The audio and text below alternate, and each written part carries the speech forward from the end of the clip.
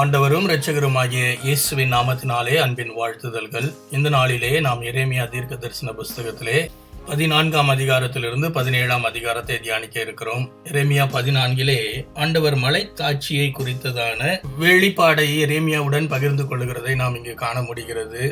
2ஆம் வசனத்திலிருந்து 6ஆம் வசனத்தை வாசிக்கும் பொழுது, தேசத்திலே மழை இல்லாததினாலே எப்படிப்பட்டதான சூழ்நிலைமை நிலவுகிறது என்பதை நாம் காண முடிகிறது. மழை இல்லாததால் தரை வெடித்திருக்கிறது. அது மாத்திரமல்ல, சிறுவர்கள் தண்ணீர் எடுக்க போகும் பொழுது தண்ணீரை காணாமல் வெறும் பாத்திரங்களோடே திரும்பி வருகிறார்கள். வெளியின் புள்ளிமான் குட்டி போடும், ஆனால் புள்ளி இல்லாததினாலே குட்டியை விட்டுவிட்டு ஓடி விடுகிறதான சூழ்நிலைமை. காட்டு கழுதைகள் மலைகளின் மேல் நின்று வலு சர்ப்பங்களைப் போல காற்றை உட்கொள்கிற நிலைமை. இந்த சூழ்நிலைமையிலே எரேமியா ஆண்டவரை பார்த்து, எங்கள் அக்கிரமங்களின் நிமித்தம் நீர் எங்களுக்கு பழி வாங்க வேண்டாம் ஆண்டவரே.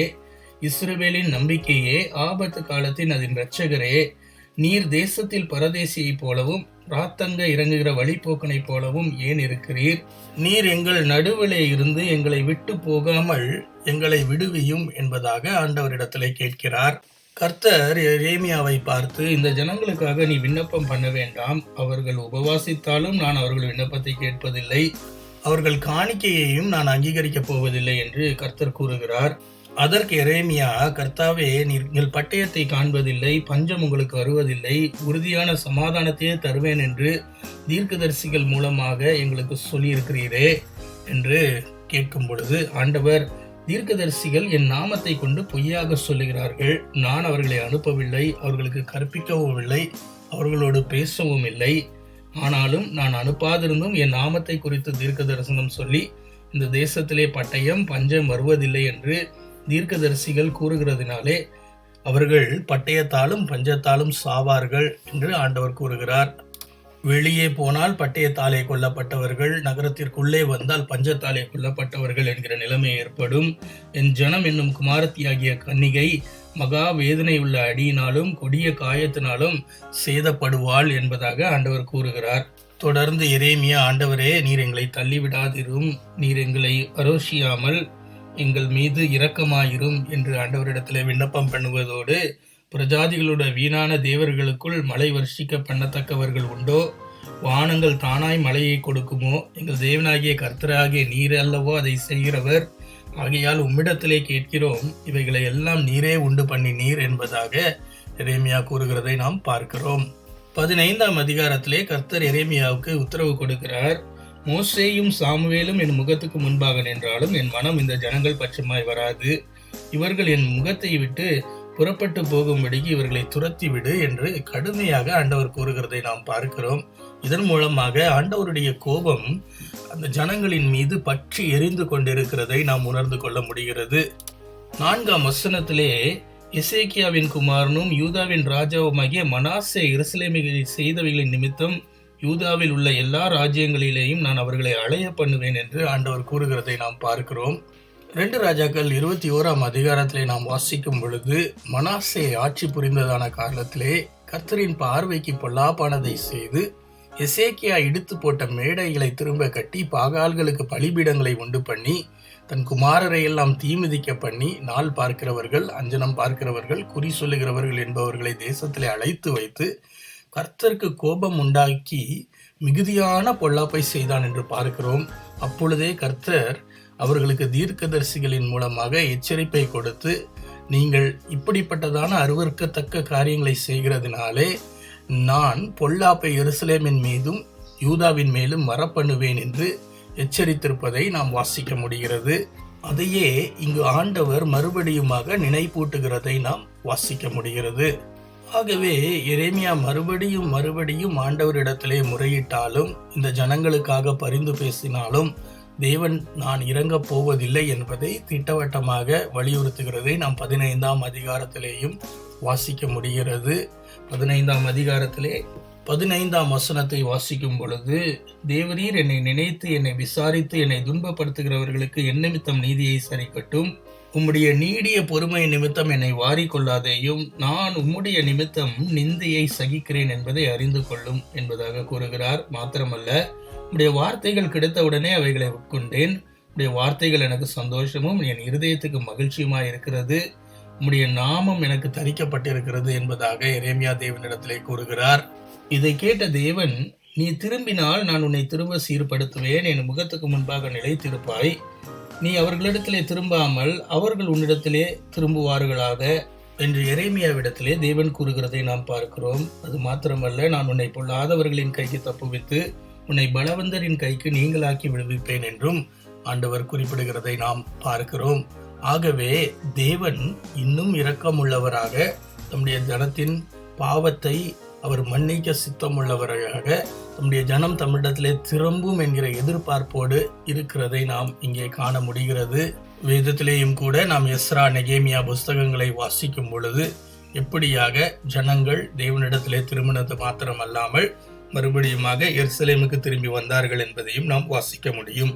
16ஆம் அதிகாரத்திலே ஆண்டவர் எரேமியாவை பார்த்து, நீ ஒரு பெண்ணை விவாகம் பண்ணாதே, இங்கே உனக்கு குமாரர் குமார்த்திகள் வேண்டாம், இங்கு இருக்கிறவர்களை எல்லாம் மகா கொடிய வியாதியிலே சாகும்படியாக நான் செய்ய போகிறேன். அவர்களுக்கு அடக்கம் பண்ணுவார் இல்லாதபடிக்கு அவர்கள் பிரேதம் ஆகாசத்து பறவைகளுக்கும் பூமியின் மிருகங்களுக்கும் இரையாக போகிறது. நீ துக்க வீட்டிலே பிரவேசிக்காதே, புலம்ப போகாதே, அவர்களுக்காக பரிதபிக்காதே என்று கர்த்தர் கூறுகிறார். என் சமாதானத்தையும் கிருபையும் இரக்கத்தையும் இந்த ஜனத்தை விட்டு நான் எடுத்து போட்டு விட்டேன் என்பதாக மறுபடியுமாக ஆண்டவர் கூறுகிறதை நாம் பார்க்கிறோம். அது மாத்திரமல்ல, இந்த வார்த்தைகளை எல்லாம் நீ இந்த ஜனங்களுக்கு சொல்லும் பொழுது அவர்கள் உன்னை நோக்கி, கர்த்தர் எங்கள் மேல் இத்தனை பெரிய தீங்கை கூறுவாரேன் என்றும், நாங்கள் செய்த அக்கிரமம் என்னவென்றும், நாங்கள் கர்த்தருக்கு விரோதமாக செய்த எங்கள் பாவம் என்ன என்றும் கேட்பார்கள். அப்பொழுது நீ அவர்களை பார்த்து, உங்கள் பிதாக்கள் என்னை விட்டு அந்நிய தேவர்களை பின்பற்றினார்கள், அவைகளை பணிந்து கொண்டார்கள், என் நியாயப்பிரமாணத்தை கைக்கொள்ளாதபடிக்கு விட்டுவிட்டார்கள். நீங்கள் உங்கள் பிதாக்களை பார்க்கிலும் அதிக கேடாக நடக்கிறீர்கள். உங்களில் ஒவ்வொருவரும் என் சொல்லை கேளாதபடிக்கு பொல்லாத இருதயமுடையவர்களாக, இருதயத்தை கடினப்படுத்துகிறவர்களாக காணப்படுகிறீர்கள். ஆகவே இந்த தேசத்தில் இருந்து நீங்களும் உங்கள் பிதாக்களும் அறியாத தேசத்திற்கு துரத்தி விடப்படுவீர்கள். அங்கே இரவும் பகலும் அந்நிய தேவர்களை சேவிப்பீர்கள். நான் உங்களுக்கு தயை செய்ய போவதில்லை என்று இந்த ஜனங்களிடத்திலே கூறிவிடு. அது மாத்திரமல்ல, இதோ நாட்கள் வரும், அப்பொழுது இஸ்ரவேல் புத்திரரை எகிப்து தேசத்திலிருந்து வரப்பண்ணின கர்த்தருடைய ஜீவனை கொண்டு இனிமேல் சத்தியம் பண்ணாமல், இஸ்ரவேல் புத்திரரை வத தேசத்திலும் தாம் அவர்களை துரத்திவிட்ட எல்லா தேசங்களிலும் இருந்து வரப்பண்ணின கர்த்தருடைய ஜீவனை கொண்டு சத்தியம் பண்ணுவார்கள் என்பதாக ஆண்டவர் குறிப்பிடுகிறதை நாம் பார்க்கிறோம். இதன் மூலமாக இவர்களுடைய சிறையிருப்பும் தேவனுக்கு முன்பாக இவர்கள் இல்லாதபடிக்கு துரத்தி படுகிற அனுபவங்களும் நிரந்தரமானது அல்ல என்பதை நாம் அறிந்து கொள்ள முடிகிறது. மாத்திரமல்ல, தேவன் எரேமியாவை பார்த்து, மனுஷன் தனக்கு தேவர்களை உண்டு பண்ணலாமோ, அவைகள் தேவர்கள் அல்லவே. ஆதலால் இதோ இப்பொழுது நான் அவர்களுக்கு தெரிய பண்ணுவேன், என் கரத்தையும் என் பலத்தையுமே அவர்களுக்கு தெரிய பண்ணுவேன், என் நாமம் யெகோவா என்று அறிந்து கொள்வார்கள் என்று கூறுகிறார். 17ஆம் அதிகாரத்திலேயும் யூதாவினுடைய பாவத்தின் கோரத்தை தேவன் விளக்குகிறார். யூதாவின் பாவம் இரும்பு எழுத்தாணியானாலும் வைரத்தின் நுனியினாலும் எழுதப்பட்டு அவர்களுடைய இருதயத்தின் பலகையிலும் உங்கள் பலிபீடங்களிலுடைய கொம்புகளிலும் பதிந்திருக்கிறது என்பதாக ஆண்டவர் குறிப்பிடுகிறார். அதாவது அவர்களுடைய பாவம் ஆணி வேறாக ஆழமாக பதிந்திருப்பதாக ஆண்டவர் உணர்த்துகிறதை நாம் பார்க்கிறோம். இதன் காரணமாகவே தேவனுடைய கோபாக்கினை அவர்கள் மேல் வருகிறது என்பதையும் நாம் அறிந்து கொள்ள முடிகிறது. 5ஆம் வசனத்திலே, மனுஷன் மேல் நம்பிக்கை வைத்து மாம்சமானதை தன் புய பலமாக்கி கொண்டு கர்த்தரை விட்டு விலகுகிற இருதயமுள்ள மனுஷன் சபிக்கப்பட்டவன் என்று ஆண்டவர் கூறுகிறதை நாம் பார்க்கிறோம். கர்த்தர் மேல் நம்பிக்கை வைத்து கர்த்தரை தன் நம்பிக்கையாக கொண்டிருக்கிற மனுஷன் பாக்கியவான் என்றும் அவர் கூறுகிறார். அவன் தண்ணீர்கள் அண்டையிலே நாட்டப்பட்டதும் கால்வாய் ஓரமாய் தன் வேர்கள் விடுகிறதும் உஷ்ணம் வருகிறதை காணாமல் இலை பச்சையாய் இருக்கிறதும் மழை தாட்சியான வருஷத்திலும் மருத்துவமின்றி தப்பாமல் கனி கொடுக்கிறதுமான மலத்தை போல இருப்பான் என்பதாக ஆண்டவர் கூறுகிறார்.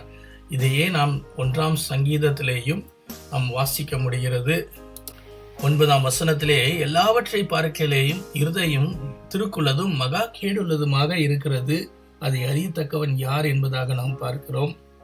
ஆம், எல்லாவிதமான தீய எண்ணங்கள், சிந்தைகள் நம்முடைய இருதயம் அதை தாங்கிக் கொள்கிறதாக இருக்கிறது, அதை சுமக்கிறதாக இருக்கிறது.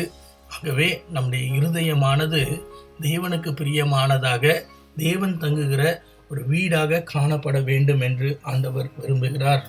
14ஆம் வசனத்திலே எரேமியா, கர்த்தாவே என்னை குணமாக்கும், அப்பொழுது குணமாவேன், என்னை இரட்சியும், அப்பொழுது இரட்சிக்கப்படுவேன் என்று சொல்லி தேவனை துதிப்பதை நாம் அடுத்து வருகிறதான வசனங்களிலே வாசிக்க முடிகிறது.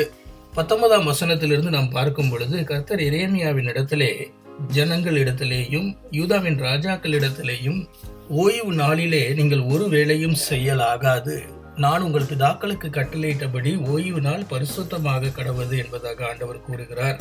அவர்களோ கேளாமல், தங்கள் செவியை சாயாமல், தங்கள் கழுத்தை கடினப்படுத்தி கொண்டு தங்கள் சொந்த வேலையை செய்யும்படியாக ஓய்வு நாளிலே செல்கிறார்கள்.